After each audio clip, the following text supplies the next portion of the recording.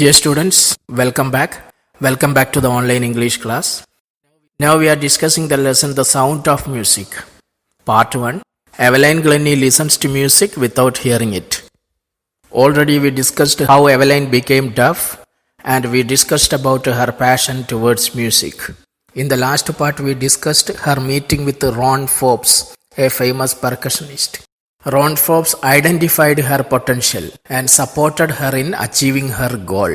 He trained Evelyn to sense the music through different parts of her body. He told her to use whole body to feel the music. Suddenly, Evelyn was excited because she felt the vibrations in every part of her body. She followed Ron Forbes' instructions like an obedient student. And she had learned to open her body and mind to sounds and vibrations. After this, she never looked back.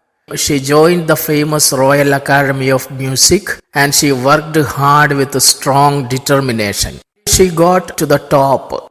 This is what we discussed in the last part. Now let us discuss the remaining part of the lesson. Please listen carefully. In our 2-hour discussion, she never missed a word. The writer Deborah Cowley, she shares her experience when she interviewed Evelyn Glennie. She interviewed Evelyn Glennie for 2 hours. And she says that Evelyn never missed a single word that she spoke. In our 2-hour discussion, she never missed a word. Now the writer explains what she said. Now Deborah Cowley explains what she said. Evelyn says that those men who have long, huge, bushy beards give her trouble. Men with bushy beards troubled her.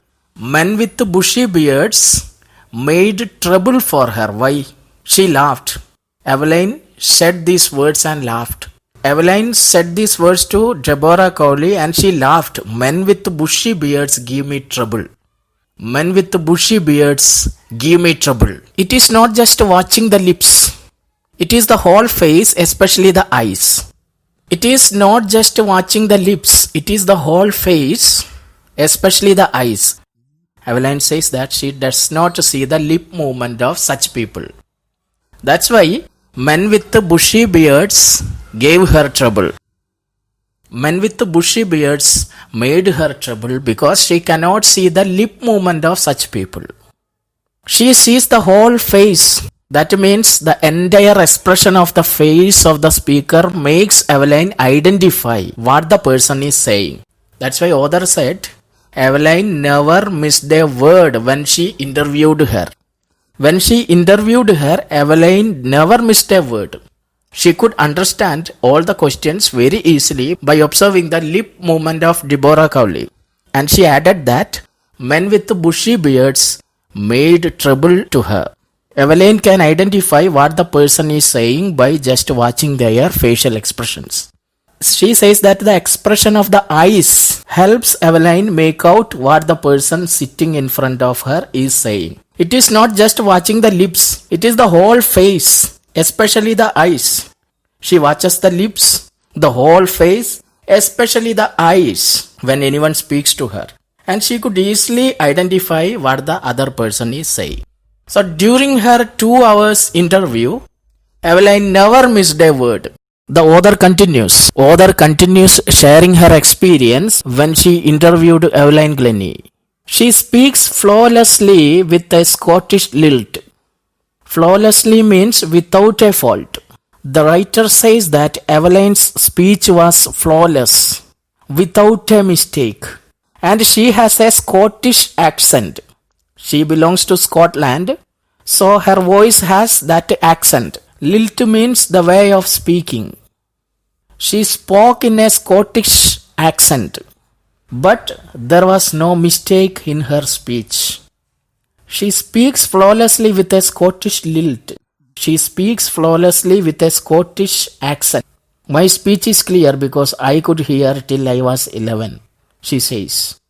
Evelyn said to Deborah that she can speak clearly because she had learned the language. She could hear till the age of 11. So she learned the language, studied the language till the age of 11. So her speech is clear. She says, my speech is clear because I could hear till I was 11. But that doesn't explain how she managed to learn French and master basic Japanese. Now, author got surprised. She says that till the age of 11 she can hear and she studied the language. But the author found that after becoming deaf also, she learned 2 new languages. After becoming deaf, she has learned French and basic Japanese language. Author wonders, how could she learn these 2 new languages despite her deafness? But that doesn't explain how she managed to learn French and master basic Japanese.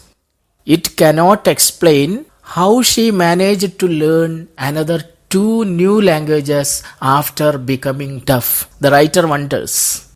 The author Deborah Cowley explains her experience again. Please listen. As for music, she explains. They discussed about language. Now Eveline explains her experience about music. It pours in through every part of my body. It tingles in the skin, my cheekbones, and even in my hair. Here Eveline explains that how does she identify music. It creates sensation in her skin, in her cheekbones, and even in her hair. It pours, the sound, the music, pours in through every part of her body. It tingles in the skin, her cheekbones, and even in her hair. So, every part of Eveline's body responds to music. This is what Eveline said about how she identifies the music. When she plays the xylophone, she can sense the sound passing up the stick into her fingertip. When she plays the xylophone, she uses sticks and she can feel the vibrations of the sound produced by the xylophone pass through the sticks up to her fingertips. When Eveline Gunny plays the xylophone, she can feel the sound of the xylophone passing up the stick into her fingertip. This is how Eveline responds to music. This is how she identifies music. Every part of Eveline's body responds to music. Students, please listen. By leaning against the drums, she can feel the resonances flowing into her body.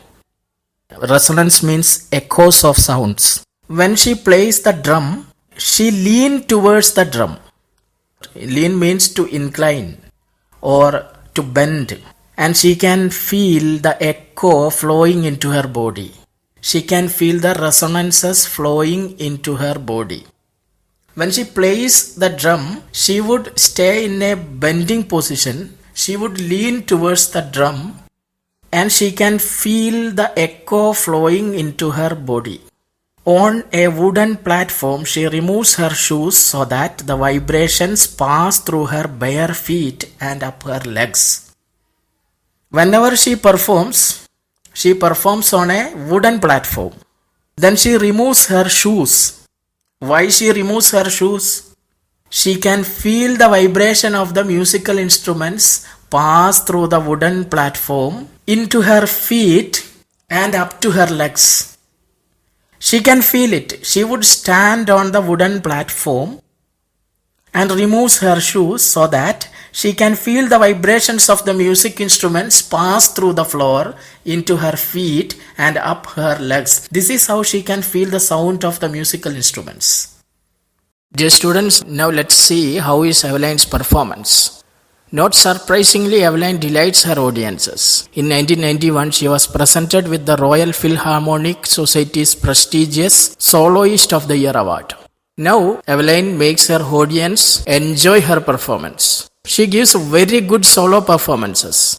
She is very good at playing percussion instruments. In the year 1991, she got the prestigious Soloist of the Year award from the Royal Philharmonic Society. She started receiving world-famous awards Evelyn became the world famous multi-percussionist. She made very good solo performances and she received many prestigious awards. Says master percussionist James Blades, God may have taken her hearing, but he has given her back something extraordinary. What we hear, she feels far more deeply than any of us. That is why she expresses music so beautiful. This comment we have seen in the beginning of the lesson. We discussed about it. These are the words of master percussionist James Blades.